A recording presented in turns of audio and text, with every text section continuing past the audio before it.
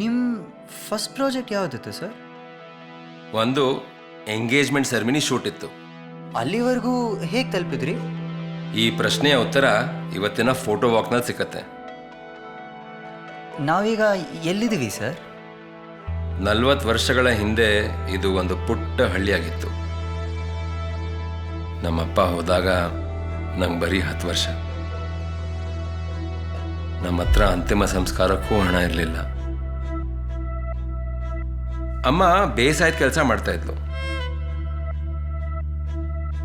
ಸಾವುಕಾರ ದಿನಕ್ಕೆ 3 ರೂಪಾಯಿ ಕೊಡ್ತಾ ಇದ್ದ.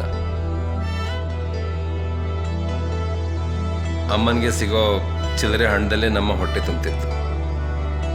ಒಂದ್ಸಲ ಅಮ್ಮ ಖಾಲಿ ಹೊಟ್ಟೆಲ್ ಮಲ್ತಿತ್ತು. ಇಷ್ಟಾದರೂ ನನಗೆ ಸ್ಕೂಲಲ್ಲಿ ಓದಕ್ಕೆ ಇಷ್ಟನೇ ಇರಲಿಲ್ಲ. ಒಂದಿನ ಸ್ಕೂಲ್ಗೆ ಲೇಟಾಗಿ ಹೋದೆ. ಮೇಷ್ಟ್ರು ಒದ್ದೋಡಿಸಿದ್ರು. ಅಲ್ಲಿಂದ ಓಡಿ ಸೀದಾ ಬಸ್ ಸ್ಟ್ಯಾಂಡ್ಗೆ ಹೋದೆ. ಬೆಂಗಳೂರಿಗೆ ಮೊದಲ ಬಸ್ ಹಿಡಿದು ಊರು ಬಿಟ್ಟೆ. ನನ್ನ ಹತ್ರ ಬರೀ ಒಂದಿಷ್ಟು ಬಟ್ಟೆ ಮತ್ತೆ ಅಮ್ಮನ ಬೆಳ್ಳಿ ಉಂಗುರ ಇತ್ತು. ಇಲ್ಲಿ ಬಂದ್ಮೇಲೆ ಕನ್ಸ್ಟ್ರಕ್ಷನ್ ಕೆಲಸ, ಮೆಟ್ಲು ಗುಡಿಸೋದು ಎಲ್ಲ ಮಾಡಿದೆ. ಒಂದಿನ ಮೆಟ್ಲು ಗುಡಿಸ್ತಾ ಒಂದು ರೂಮ್ ನೋಡಿದೆ. ನಾ ಒಳಗೆ ಹೋದೆ.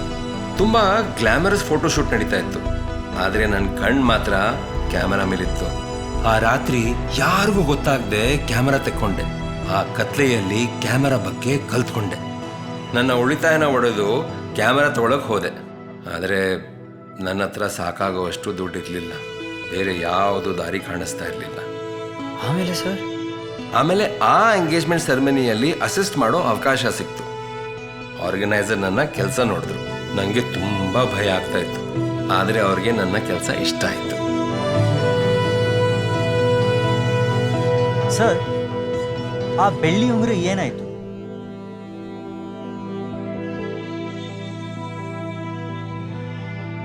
ಅಮ್ಮನಿಗೆ ಚಿನ್ನದ ಮಾಡಿಸ್ಕೊಟ್ಟೆ. ಸೊ ನಿನ್ನ ಫಸ್ಟ್ ಪ್ರಾಜೆಕ್ಟ್ಗೆ ರೆಡಿ ಇದೆಯಾ?